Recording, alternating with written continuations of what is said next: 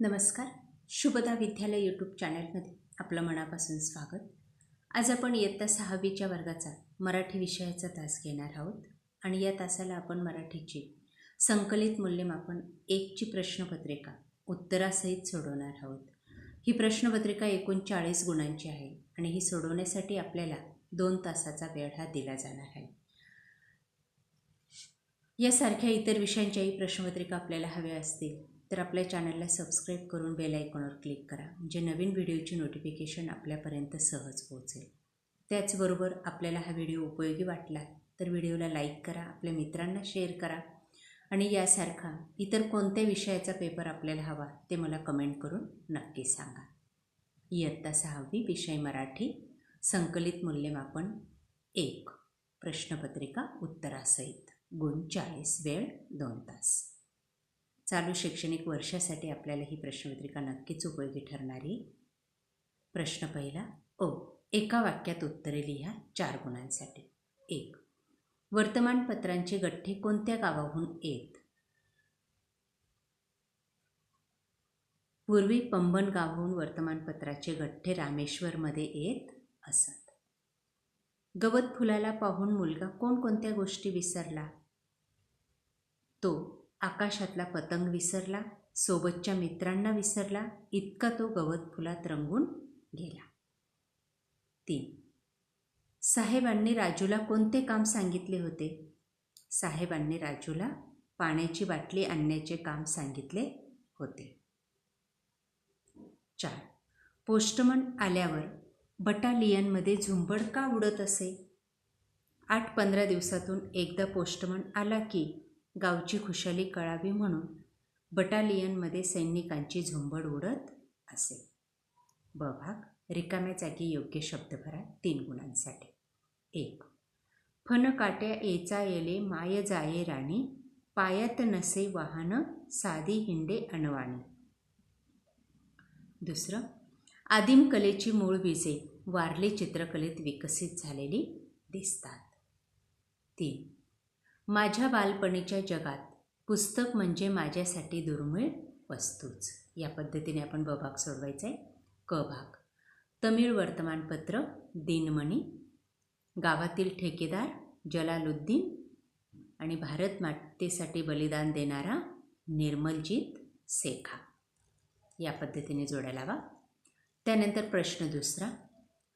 3 ते 4 वाक्यात उत्तरे लिहा. 1. लेखकाच्या लहानपणी लोक वर्तमानपत्र कशासाठी वाचत असत? उत्तर. लेखकाच्या लहानपणी लोक भविष्य पाहण्यासाठी, हिटलर, महात्मा गांधी, बॅरिस्टर जिना यांच्या जीवनाबद्दल माहिती मिळवण्यासाठी, काहींना बाजारपेठेतले सोन्या चांदीचे भाव समजण्याची उत्सुकता असे, तर काही जणांना पेरियार राजस्वामी यांच्या चळवळीबद्दल जाणून घेण्यात रस होता. अशा वेगवेगळ्या कारणांसाठी लोक वर्तमानपत्र वाचत असत. दुसरा प्रश्न. आईच्या पोटी पुन्हा जन्म घ्यावा असे कवीला का वाटते? उत्तर. आईला कवीने खूप शिकावे असे वाटते. त्यासाठी ती अपार कष्ट करते, वडिलांना विरोध करते, सोन्मुख पाहण्यासाठी ती आधीर आहे. म्हणून मुलावर प्रचंड प्रेम करणाऱ्या अशा या आईच्या पोटी पुन्हा जन्म घ्यावा असे कवीला वाटते. 3. साहेबांचा राजूबद्दलचा गैरसमज कसा दूर झाला? उत्तर. राजूने 100 रुपये घेतले पण पाण्याची बाटली आणली नाही, म्हणून साहेबांचा गैरसमज झाला होता. पण राजूच्या मित्राने पाण्याची बाटली तर दिलीच, वरून 100 रुपयेही पाठवले. आईची दवाखान्यातून सुट्टी झाल्याने तो निघून गेला, पण जाता जाता राजूने प्रामाणिकपणे त्याचे 100 रुपये परत केले.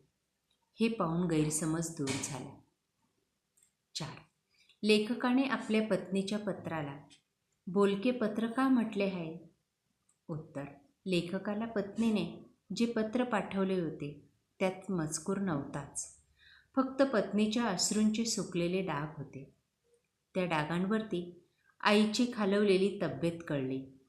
ते पत्र मजकुराविना खूप काही बोलून गेले. 5. आदिवासी लोक चित्रे काढताना कोणकोणत्या साहित्याचा वापर करत? उत्तर. आदिवासी लोक चित्रे काढताना रंगांचा अतिशय कमी वापर करतात. तांदळाचे पीठ, गेरू, काजळी, हळद, कुंकू, रंगीत फुले व झाडाचा चीक या साहित्याचा वापर ते चित्र काढताना करत. प्रश्न 6. कवीच्या आजोबा पणजोबांनी विणलेल्या बाजेचा उपयोग केव्हा व कशासाठी झाला? उत्तर. उन्हातान्हात दिवसभर राबणाऱ्या शेतकऱ्याचे अंग घामाने चिंब होते. त्याला विसाव्याची गरज असते. अशा वेळी कवीच्या आजोबा पणजोबांनी विणलेल्या बाजेचा उपयोग घामजलेला शेतकरी राजाला आराम करण्यासाठी होतो. ब भाग. समानार्थी शब्द लिहा 2 गुणांसाठी. 1. वसुधा, पृथ्वी, अवनी. वारा, पवन, हवा. गीत, गाणे. क भाग. विरुद्धार्थी शब्द लिहा. योग्य, अयोग्य. सुरक्षित, असुरक्षित. स्वस्ताई, महागाई. ओळखापो.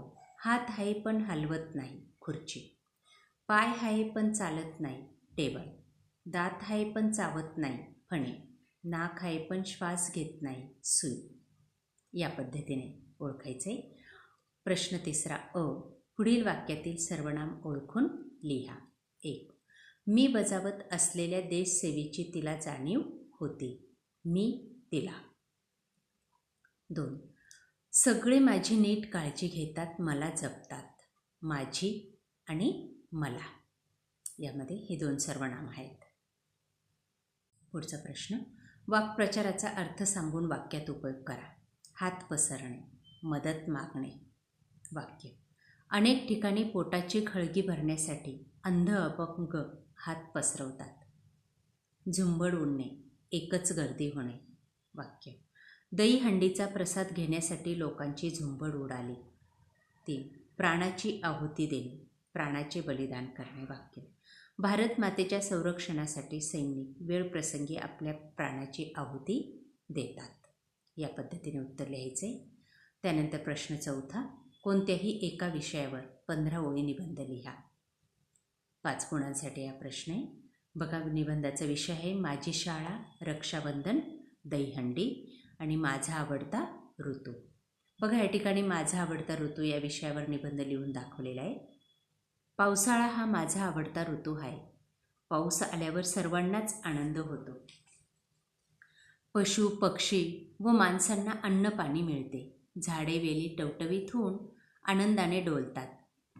जमिनीतून हिरवेगार गवत वर येते. विहिरी, ओढे, नाले, नदी यांना पाणी येते. आपल्या शेतकऱ्याचे जीवन तर पूर्णपणे पावसावर अवलंबून असते. पाऊस आल्यावर पेरणी व शेतीच्या कामाला वेग येतो. सुतार, लोहार व बलुतेदारांची कामे चालू होतात. पाऊस जर पडला नाही तर दुष्काळ पडतो. पाणी व अन्नासाठी जनावरे व माणसांचे हाल सुरू होतात. झाडांची प्रचंड तोड झाल्याने निसर्गाचा समतोल बिघडतो. प्रत्येक मानवाने व शेतकऱ्याने झाडे लावून जंगले वाढवली तरच भरपूर पाऊस मिळेल. असा हा माझा पावसाळा आवडता ऋतू आहे. अशा प्रकारे विद्यार्थी मित्रांनो, इयत्ता 6वी मराठीची संकलित मूल्यमापनाची प्रश्नपत्रिका आपण या ठिकाणी उत्तरासहित सोडवलेली. आपल्याला हा व्हिडिओ नक्कीच उपयोगी ठरणार आहे. यासारखे नवनवीन व्हिडिओ पाहण्यासाठी आपल्या चॅनलला सबस्क्राईब करा. आपल्याला व्हिडिओ उपयोगी वाटला असल्यास व्हिडिओला लाईक करा, आपल्या मित्रांना शेअर करा आणि यानंतर कोणत्या विषयाचा आपल्याला पेपर हवा आहे ते मला कमेंट करून सांगा. आपल्याला त्या विषयाची लिंकही पाठवण्यात येईल. थँक्यू.